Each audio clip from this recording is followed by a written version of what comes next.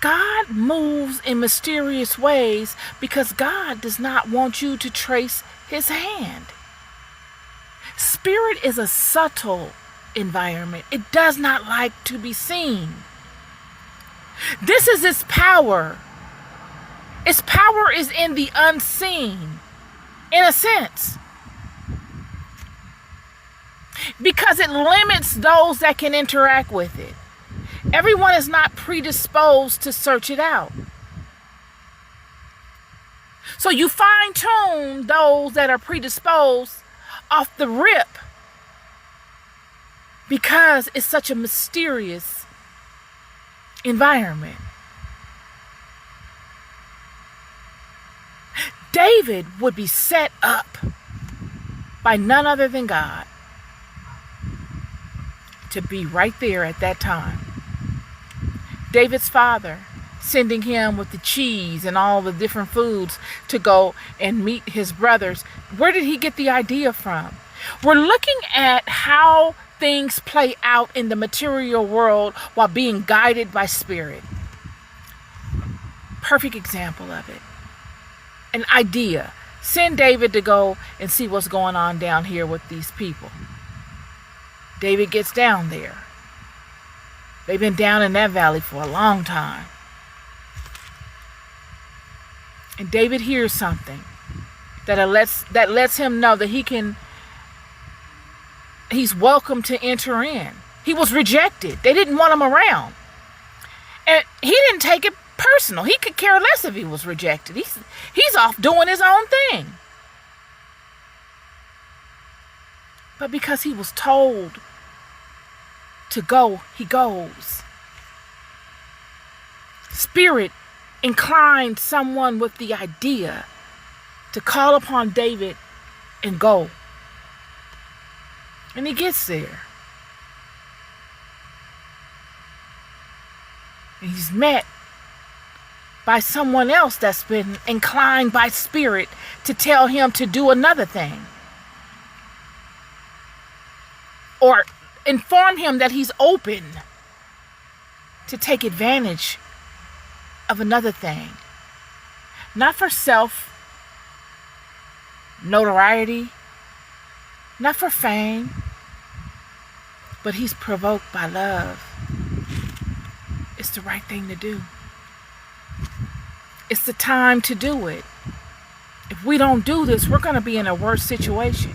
I've got to do this. God would know. The spirits and the angels would know David's temperament and how he would respond to such a thing. Friend, I'm here to tell you that there are spirits out here that know you better than you. They know your temperament. They know how you're going to react to a thing. They know what you will and what you won't do. There's spirits out here that have followed you all throughout your entire life, from the time you were born. They've molded you into who you are by way of circumstances that they've allowed to happen to you in your life. You think your personality type and the way you respond and the things that you were exposed to are just by default because you were wandering and you were just in the right place at the right time or in the wrong place at the wrong time. And you went and experienced those things that were birthed of those experiences because it just happened like that. No, friend. Not at all. You're being led. Whether you consciously notice it or you don't, it doesn't matter, and it actually doesn't care.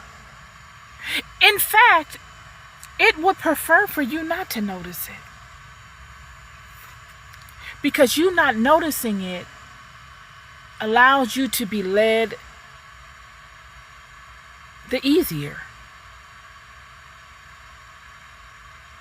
And David, by doing a honorable thing,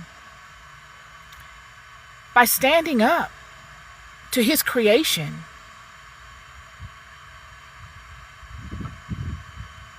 and facing another